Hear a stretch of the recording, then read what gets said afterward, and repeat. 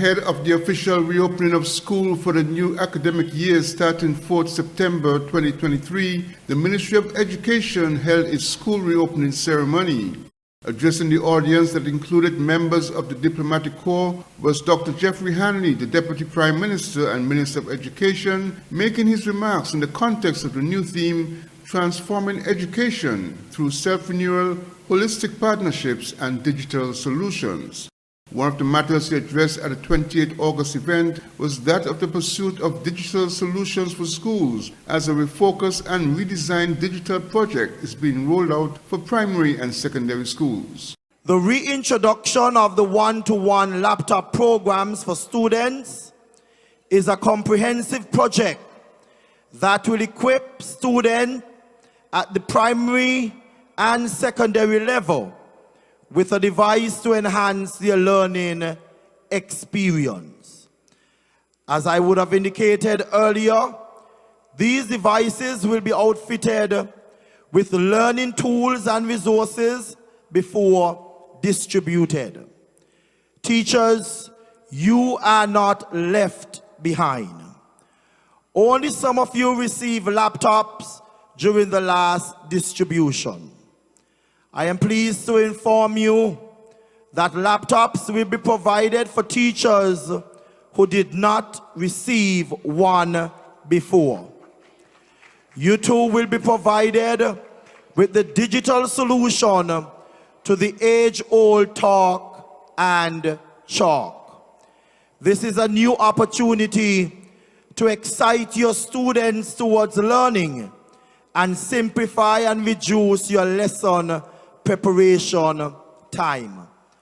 We have already made provisions for training in the integration of the ICT into lessons so that you will have the digital tools within your gaps to create student-centered classrooms and student-centered learning.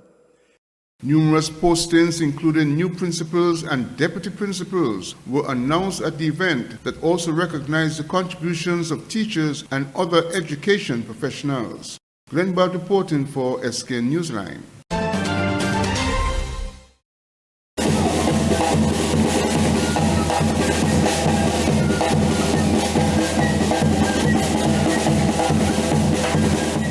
National Bank's Apex Mortgage launch united university graduates representing the nation's brightest minds. Named Apex to inspire ambitious young graduates, the product offers tailored features. Bank CEO Donald Thompson reminded the attendees that the bank is a national partner fully invested in their future. It is a catalyst for achieving your ambitions. It is a true partner in your journey towards success. The Apex Mortgage is a bridge to your aspirations. It is a gateway to achieving your vision. And as such, it is a part of our initiative that we call HOME. Narissa Archibald, Senior Manager of Corporate Lending, highlighted the mortgage's unique features. Consider for a moment the possibility of securing a mortgage of up to $1 million. This isn't just a monetary figure. It's a testament of your potential, a substantial sum that can unlock doors of opportunity, lay solid foundations for your endeavors, and furnish you with the resources to meaningfully invest in your future. With a repayment span of up to 40 years, we offer the flexibility for you to navigate your financial voyage at your own rhythm. The true game changer is the 3.99 interest rate, an unparalleled rate. Motivational speaker Alonzo Alexander encouraged graduates to aim high. The people who win never ask if it's possible, if it can happen. They begin with the premise that it sure can. It's going to happen for me, for sure. Are you going to make it happen? During a Q&A session, Managing Director Terence Crossman explained how Apex Mortgage addresses market needs. And here's the good thing about this product is that whether or not you have a student loan, so if you paid off your student loan already, more power to you, but you're still qualifying. Yeah, amen? So, right? So for those of you who have already, and we had the restriction about, well, you had to have graduated in the last 10 years, gone. Graduates shared their enthusiasm for the Apex Mortgage. The Apex loan is very important. It's just inspiring to know that you have the support of a financial institution to achieve your goals and your aspirations. So kudos to National Bank, and thank you guys for thinking of us. I have already decided to contact National Bank to find out more about the Apex loan. I'm just waiting to book my appointment.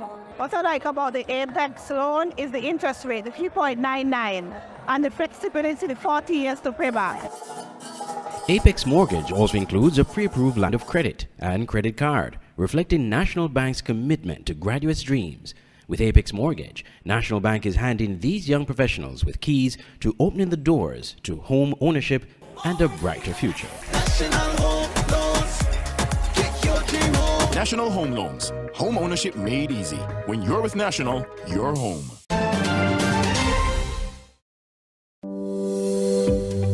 St. Kitts Nevis shoppers, now you can order from China and have your items delivered to you here in St. Kitts Nevis. Introducing Channel Links, a shipping and logistics company from St. Martin that is making your ordering from China dreams come true. Channel Links imports top goods and items for vehicles, accessories, consumer electronics, cosmetics, furniture, toys, house supplies, and much more.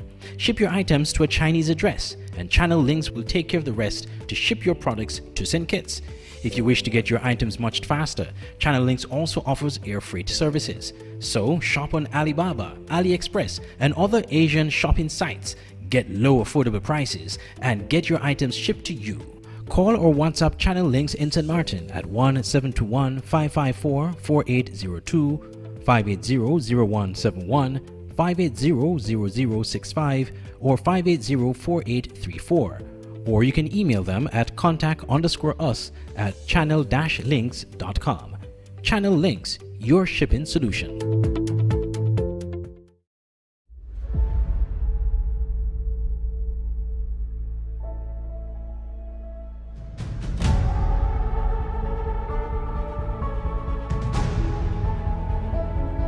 It's beautiful. He took one look at you and the angels started singing. Another wonderful day. Ah! What would you say about staying here for a few months or like a year, just so that we can be together again and just live and love and laugh and have fun and breathe?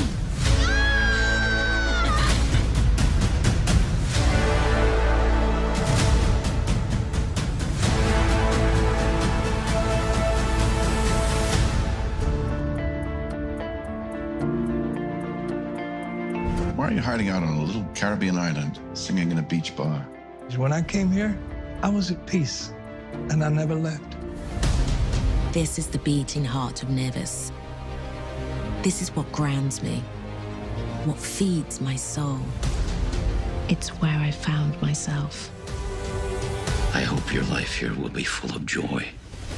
Love this island, my son. She will give you more than you can imagine.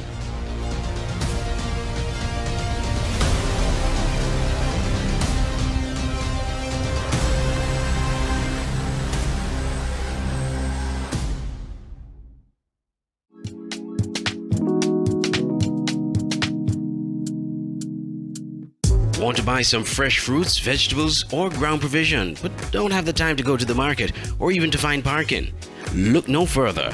Green Market and Delivery is your solution. Green Market and Delivery is an e-commerce store that sells and delivers local produce to customers in St. Kitts and Nevis. Anything you purchase, you can get fresh from the market and delivered directly to your door. Log on to www.greenmarketskn.com. Click on the e-store link, choose your items, and shop away. We have a wide array of products from fruits, vegetables, local products, spices and seasonings, and much more. Save time and energy. Shop on greenmarketskn.com, your one-stop shop for fresh local produce. Online Radio has never been this great.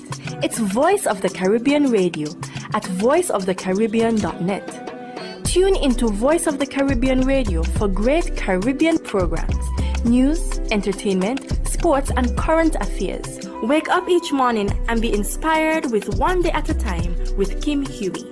Stay abreast with news across the Caribbean and internationally with the Caribbean News Hour, and be entertained with shows like Reggaeville, Caribbean Classics, and Jive Music Show. Visit our website, download our Android mobile app, or listen us on TuneIn Radio. There is so much more on Voice of the Caribbean Radio, reaching the Caribbean and beyond. Check website or app for program schedule. The SKN Newsline website now offers you more news. Log on to www.sknnewsline.com for local, regional, and international news. You can also watch the latest newscast and keep abreast with news in sports, all from sknnewsline.com. That's www.sknnewsline.com. News at your fingertips. Recent amendments carried out in the Nevis Island Assembly in regards to bearer shares were not a response to external pressure applied to Nevis's financial services sector, said Premier Mark Brantley at his 29th August press conference in Charlestown. According to Premier Brantley, the amendments were intended to modernize certain procedures and to eliminate risks associated with a particular type of share once available in the business system. As far as he knew, the Premier said, there was no external pressure being brought to bear on Nevis's financial services sector. Bearer share basically was a share certificate, which all it said on it was bearer, and whoever held it physically was the owner. And so you can transfer ownership of bearer share simply by delivering the bearer share certificate with no notation being made in the register of shareholders. And so that was potentially quite dangerous. We had some years ago ameliorated the situation by immobilizing bearer shares and saying that they now had to be held by an authorized custodian. So the government here would authorize an individual or company as a custodian, which had to then immobilize. And so we would say there could be no movement of the bearer shares from one person to another, otherwise than through that authorized custodian. We have now abandoned bearer shares altogether. So Nevis no longer allows bearer shares. And that is, again, one of the efforts that we've made to ensure that we stay ahead of the regulatory requirements, that we are open and transparent in terms of our sector. And so I'm not aware of any specific pressure from the EU or anyone else.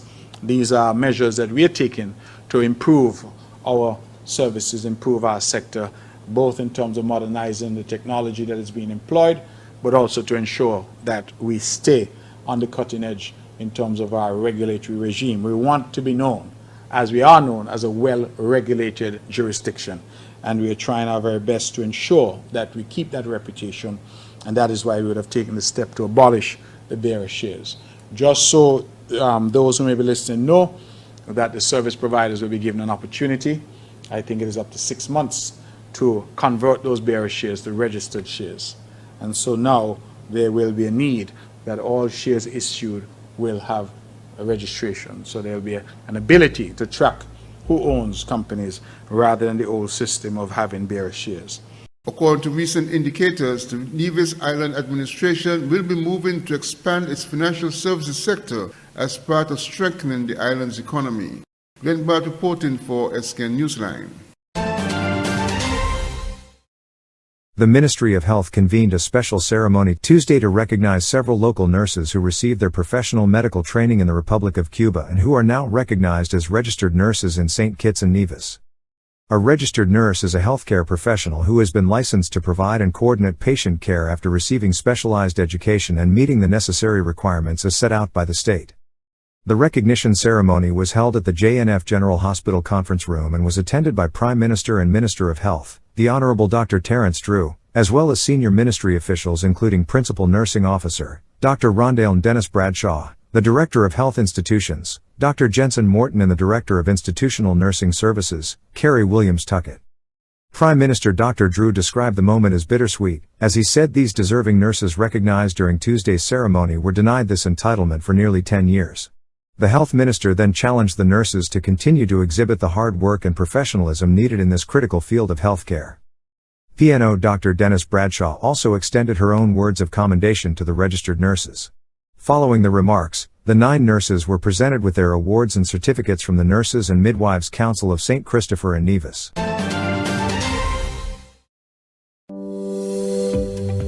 St. Kitts Nevis shoppers, now you can order from China and have your items delivered to you here in St. Kitts Nevis. Introducing Channel Links, a shipping and logistics company from St. Martin that is making your ordering from China dreams come true. Channel Links imports top goods and items for vehicles, accessories, consumer electronics, cosmetics, furniture, toys, house supplies, and much more. Ship your items to a Chinese address, and Channel Links will take care of the rest to ship your products to St. Kitts. If you wish to get your items much faster, Channel Links also offers air freight services. So shop on Alibaba, AliExpress, and other Asian shopping sites.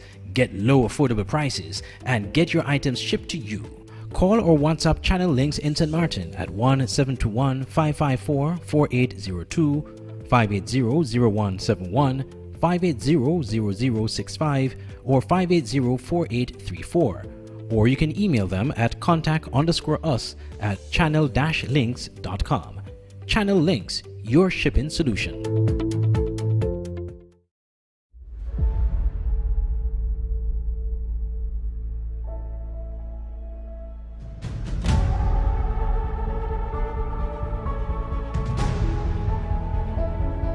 It's beautiful. He took one look at you and the angels started singing. Another wonderful day. What would you say about staying here for a few months or like a year, just so that we can be together again and just live and love and laugh and have fun and breathe?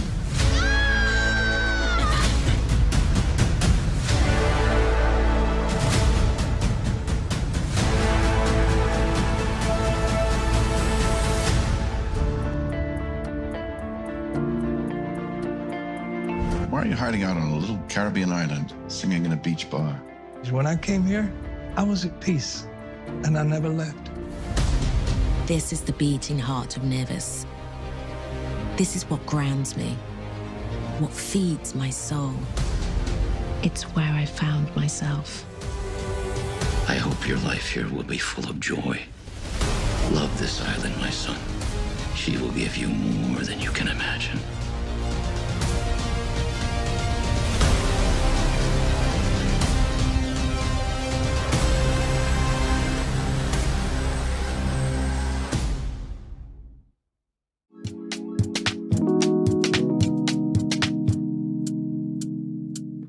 Want to buy some fresh fruits, vegetables, or ground provision, but don't have the time to go to the market or even to find parking?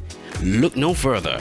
Green Market and Delivery is your solution. Green Market and Delivery is an e-commerce store that sells and delivers local produce to customers in St. Kitts and Nevis. Anything you purchase, you can get fresh from the market and delivered directly to your door. Log on to www.greenmarketskn.com. Click on the e-store link, choose your items, and shop away. We have a wide array of products from fruits, vegetables, local products, spices and seasonings, and much more. Save time and energy. Shop on greenmarketskn.com, your one-stop shop for fresh local produce. Online radio has never been this great. It's Voice of the Caribbean Radio at voiceofthecaribbean.net. Tune into Voice of the Caribbean Radio for great Caribbean programs, news, entertainment, sports, and current affairs. Wake up each morning and be inspired with One Day at a Time with Kim Huey. Stay abreast with news across the Caribbean and internationally with the Caribbean News Hour, and be entertained with shows like Reggaeville, Caribbean Classics, and Jive Music Show. Visit our website, download our Android mobile app, or listen us on TuneIn Radio. There is so much more on Voice of the Caribbean Radio, reaching the Caribbean and beyond. Check website or app for program schedule. The SKN Newsline website now offers you more news. Log on to www.sknnewsline.com for local, regional, and international news. You can also watch the latest newscast and keep abreast with news in sports, all from sknnewsline.com. That's www.sknnewsline.com. News at your fingertips.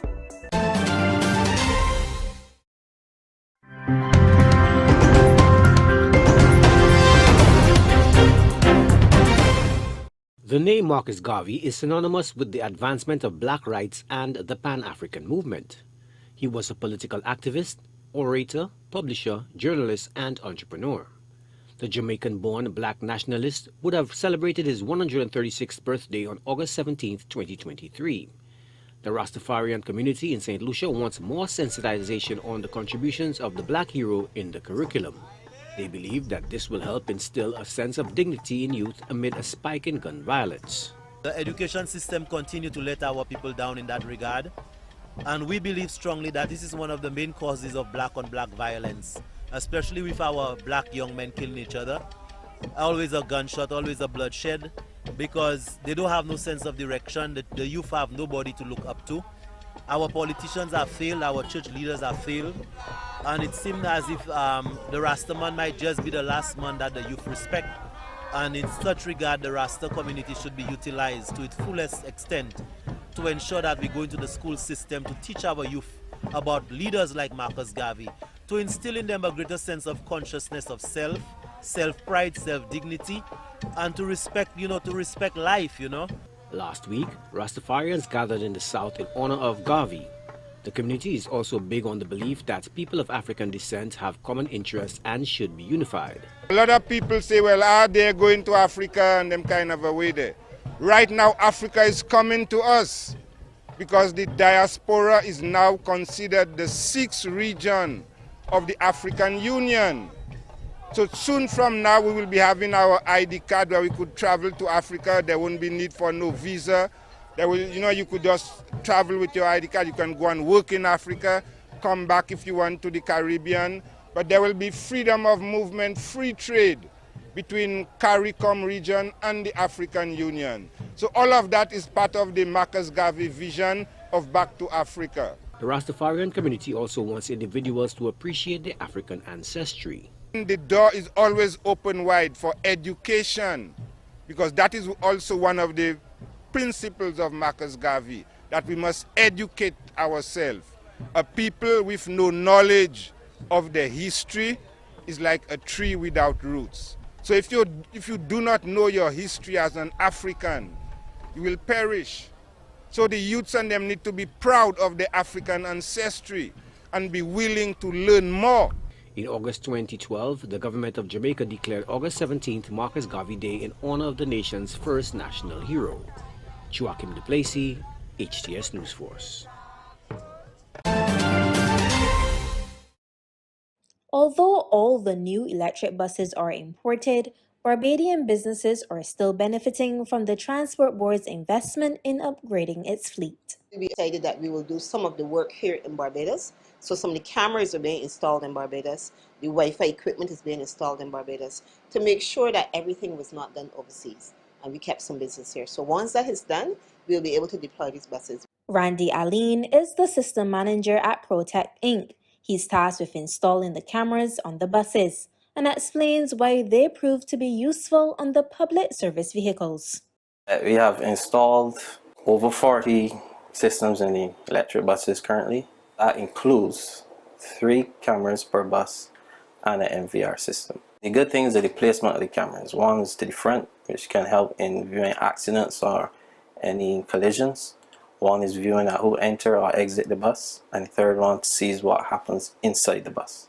That way you can have more control and you can view if any incidents occur in or around the bus.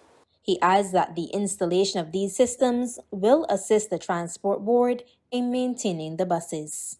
The MVR system gives the user the fleet management aspect of it. Transport Board now can track the vehicles, the distance they travel, which can help with maintenance and when the vehicle can be pulled on or off the road. So in the aspect they could do the tire wear on the vehicles, how far they travel, the tire wear will look like. And speaking of the tire management, Transport Board now can more effectively monitor the tire usage on the tires, which will help later down the road in the inventory of the terrorism, which buses need changing and stuff. The new electric buses are expected to be on the road this week. Crystal Hoyt, CBC News.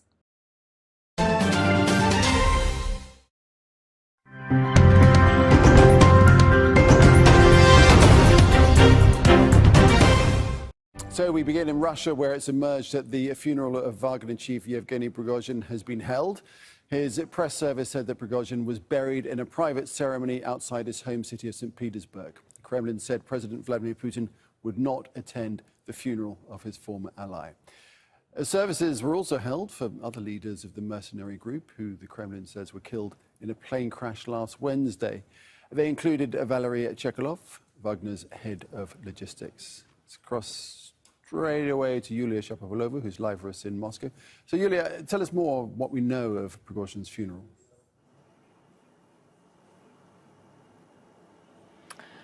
Well, you know, so much speculation about the place and the time of his funeral. And now we've got reports that actually the funeral took place, and according to the wishes of his relatives, that was a closed farewell ceremony to Prigozhin. It was held in a closed format in St. Petersburg, and only his closest friends and family were present. Around 40 people were present there. The press service of Prigozhin invited all those wishing to say goodbye and bid their farewell to visit Porokhovskoye Cemetery in St. Petersburg. That makes us presume that Prigozhin was buried there, the Porokhovskoye Cemetery, and there his father is also buried. As he had the title of the hero of Russia, he was supposed to be buried with military honors, but we understand that none of that actually happened. Yulia, why do you think the funeral has been kept out of the public eye to the degree that it has? Well, it seems like the authorities wanted to avoid people to get together in large numbers in one place. It seems like the authorities tried hard to keep Prigozhin's funerals low-key, and earlier we saw some kind of activity in other cemeteries in St. Petersburg to kind of treat his supporters as really very many people wanted to get together to say goodbye to Prigozhin, to the Wagner leader. And obviously we understand that all those people who actually crashed in that plane crash last week, they are presumed to be buried in different places to avoid crowds of people getting together. And as you mentioned, President Putin wasn't present at the Prigozhin funeral, at the Prigozhin burial ceremony as well. Yulia Shapovalova, thanks for that. Let's take this on. We can speak to Jack Margolin. He has extensively monitored private military companies. He's currently writing a book on the Wagner Group. Joins us live now from Washington, D.C. Jack, thanks for joining us now.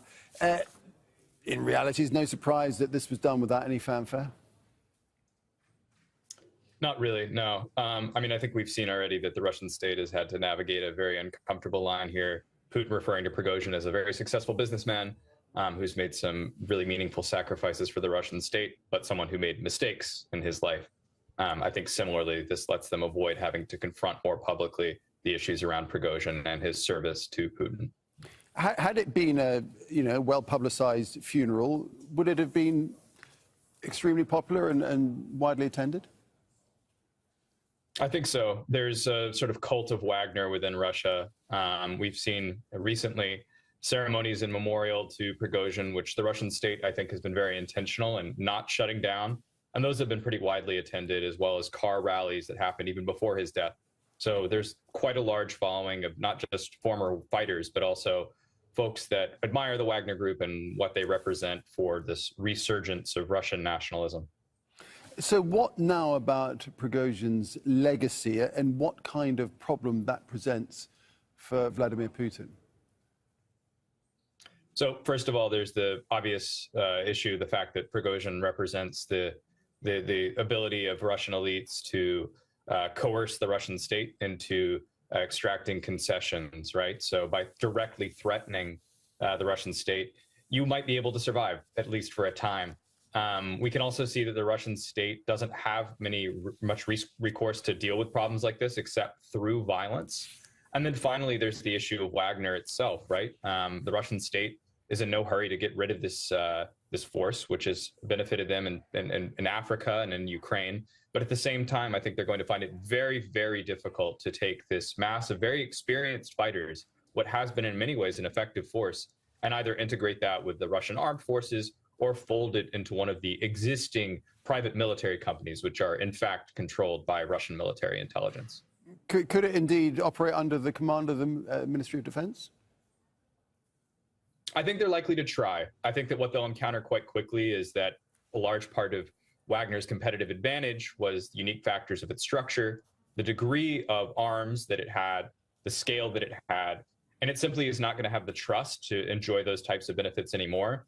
On top of that, if you don't have a curator like Prigozhin, then individual fighting units aren't going to have the same level of autonomy in the field, which we really saw in places like Bakhmut, where Wagner was able to apply tactics and be reactive in ways that the Russian military was really struggling to do elsewhere in the war in Ukraine. Could it, as a force, become any kind of threat to Putin? I think that's pretty unlikely at this point. There's not a great succession plan here. There's no one who's really well placed to take over Wagner.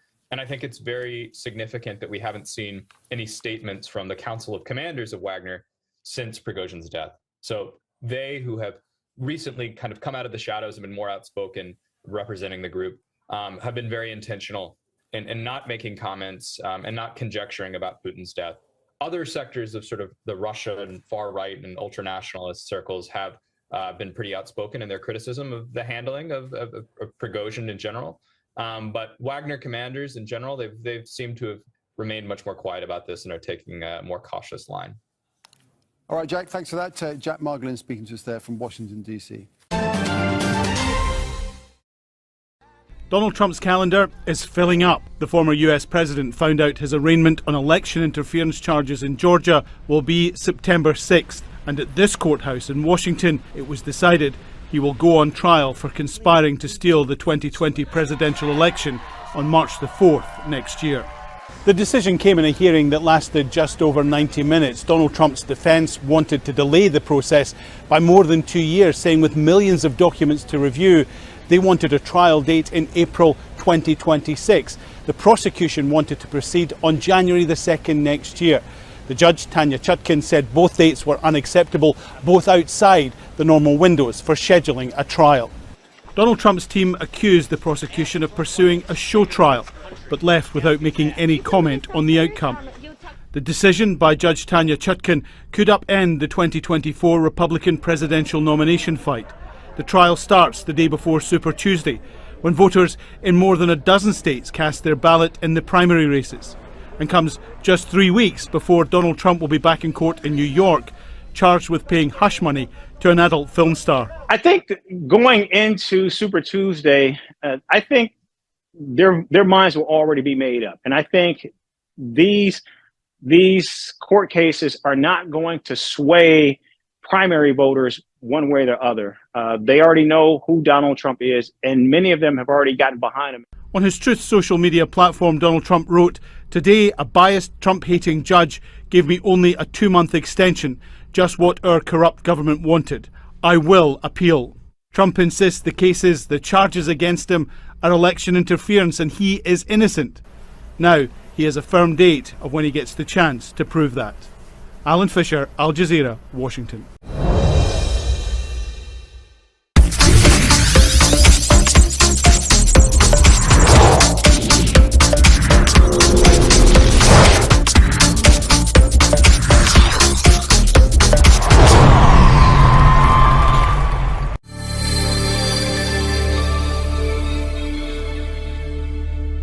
Defending SKNFA Premier League champions SL Horses and Paul's United made a case for their title defense on Monday night at the SKNFA Technical Centre with a resounding 4-0 victory over playoff upstarts MSCR Old Road United Jets in the 2023 Super 6 playoffs. All 4 goals were scored by St. Paul's talisman and the regular season MVP and leading goal scorer Keith Roy Freeman. Manager of St. Paul's, Darian Edmead, commented on the legendary performance of his team and what it means for the race for the finals. We showed it up. The goalkeeper himself made that declaration that he really also needed to play better and lead the back line. So tonight we really saw a lot of communication in defense tonight. In the earlier match of Monday's playoff doubleheader, Ramsville Superstar dispatched of Flow 4G Keon Rockets 2-0 to make Keon's chance of making the finals very, very slim. Goals scored by Kimari Rogers and Tahir Hanley in the second half of the match. Assistant coach of Village Superstars, Vaughn Patrick, said the players are in good spirits and were well prepared to start the match on the front foot. Yeah, we must commend the fellas for a hard-fought victory. They've been instilling it in them all the time. Start the game most times. As I said, we got to come from behind. Put them out, bench so that they go out and go on. And then we just keep up the momentum. Keon's coach Al Edwards said Keon did everything right except score. We had chances in the first half, chances in the second half, nothing. And we don't score goals, and they make a mistake, that's it. That's level. The Super 6 playoffs now move to the Warner Park Football Stadium when each team will play 2 matches to complete the round robin of the tournament before the 2 finalists are decided. The playoffs resume on Friday at 7 p.m.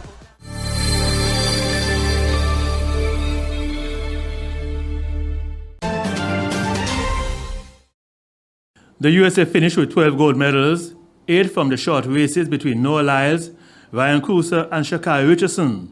Lyles recorded a historic three-peat, joining Usain Bolt as the only man to win 3 consecutive 200 world titles.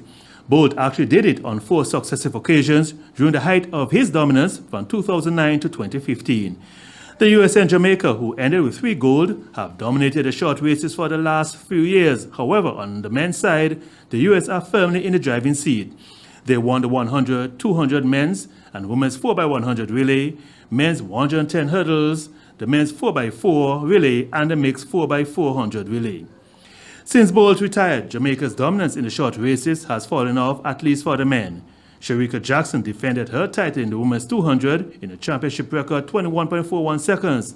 Antonia Watson won the men's 400, and Danielle Williams captured the women's 110 hurdles.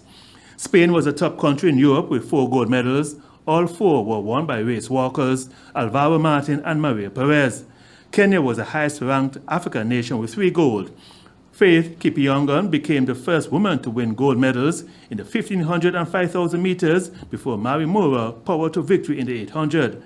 Femke Bol got the Netherlands' first of 2 gold medals by winning the 400 hurdles. The second fastest woman in hurdles history capped it off with another gold in the 4x400 women's relay. Norway's Castle Warholm reclaimed his world title in the men's 400 hurdles just as his compatriot Jakob Ingebrigtsen did in the 5,000 meters. Armando Duplantis, who was born in the US but competes for Sweden, retained his pole vault title as the Olympic champion took the gold medal with 6.10 meters. Yulimar Rojas defended her triple jump title after suffering a major scare in the first 3 jumps. The Venezuelan needed a huge leap of 50.08 in her 4th jump to win her 4th successive title. Also, Hughes Fabrice Zango made history by winning Burkina Faso's first ever gold medal at the World Championships with victory in the men's triple jump, leaping 17.64 meters. Joel Rain, ABS Sports.